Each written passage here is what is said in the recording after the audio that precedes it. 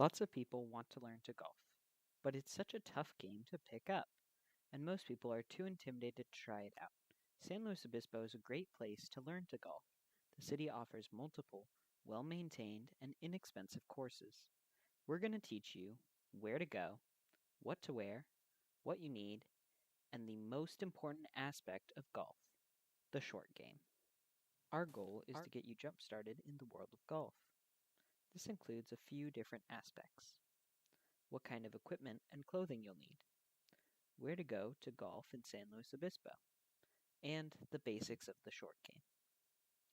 First is to make sure you know what you need. For example, you'll need some decent clothes, usually any pants or shorts, excluding jeans, or a skirt accompanied by a collared shirt will work fine at most courses. As far as equipment goes, you don't need anything fancy. A set of clubs can be found at garage sales or on Craigslist for very cheap. Finally, we recommend having a golf glove on your non-dominant hand. Without a glove, you can hurt your hands, and a glove just helps with gripping the club in general. The three main courses in San Luis Obispo are Morro Bay, Dairy Creek, and Laguna Lake Muni, all of which are within 20 minutes of campus. Morro Bay is a really well-maintained course with beautiful views. It is relatively easy and never too crowded. If you're looking to save money, we recommend going after 2 p.m. for a twilight rate, which will only cost you $18. Dairy Creek is probably the most fun out of all the courses. Unfortunately, it isn't all that well maintained. The short game is any shot within 100 yards of the hole and putting. Every golfer has heard the phrase, drive for show, putt for dough, a million times, but it really is true. Close shots and putting are the most important aspects of the game by far. We'll be starting off with chipping. Chipping is hitting the ball in the air a short distance. This is usually utilized to hit onto the green as close to the hole as possible. The clubs you'll have for chipping are a pitching wedge, which is 48 degrees, a 52-degree wedge, a 56-degree, and a 60-degree wedge. The higher the number of degrees on the club, the shorter the distance it will cover. Club selection is key when chipping. If you are left with a lot of green to work with, you typically want to select a club with lower loft, like a pitching wedge, so the ball will land a roll out to the hole, which is a more common shot for courses here in San Luis Obispo. When there is little green in front of you, take a higher loft club, like a sand wedge, so the ball will roll out less. The next step would be to select a landing spot. When chipping, the goal is to land the ball at a specific spot on the green, rather than trying to simply just get the ball close to the hole. If you do this every time, you will definitely start to see your shots get closer to the hole. One of the key components of the chipping motion is having your weight on your front foot throughout the entire golf swing. Doing this helps to almost guarantee a clean shot, in which you hit the ball first and then the grass after. Once you start getting clean contact like this,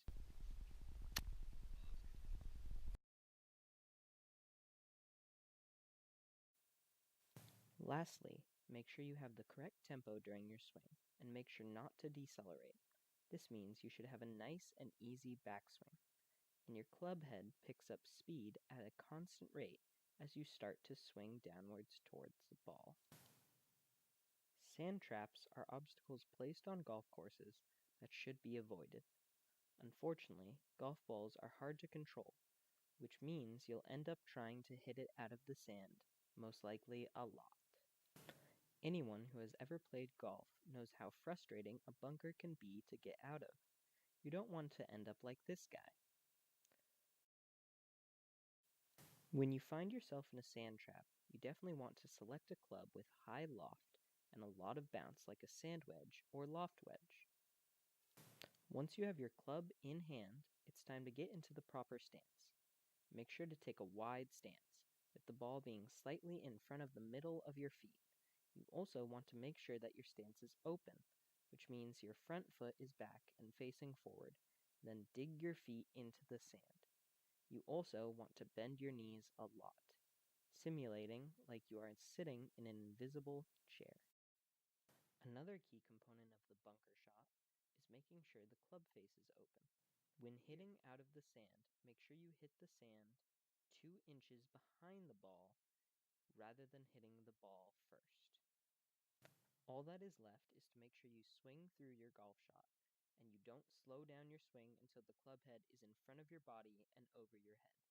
Follow these steps and you will be getting out of the sand trap with no problem. Another tough part of the short game is putting. As we can see here, some people struggle big time with their putting.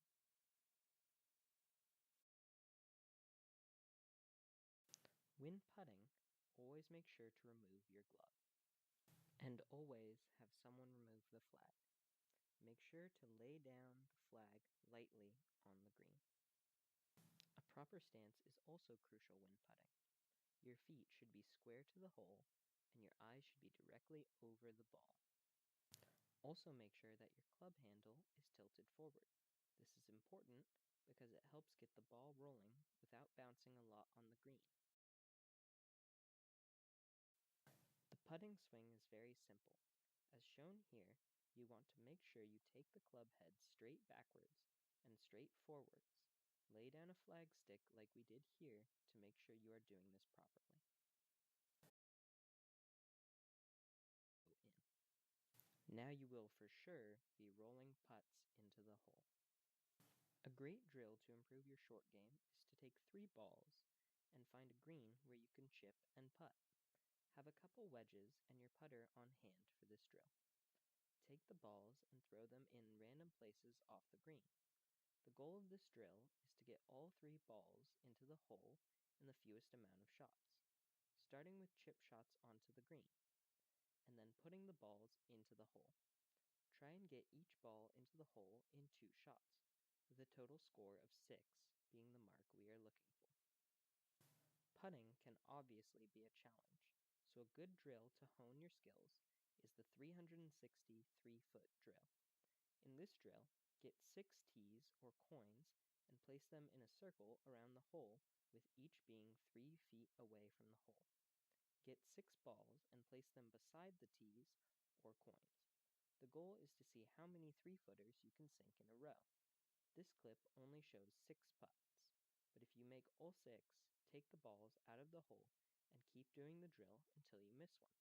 A good number to shoot for is around 25 3-footers in a row. Another great way to practice your chipping is to just grab a bucket of balls, or just as many as you can find. Pick a spot by the green, and then chip from that spot until you make it into the hole. This drill really helps to improve your short game, chipping especially. The key to becoming a good golfer is practice. You can memorize everything we have taught you word for word, but without practice, you'll never be a good golfer. Do these drills and follow the steps we've laid out for you, and your short game will improve drastically.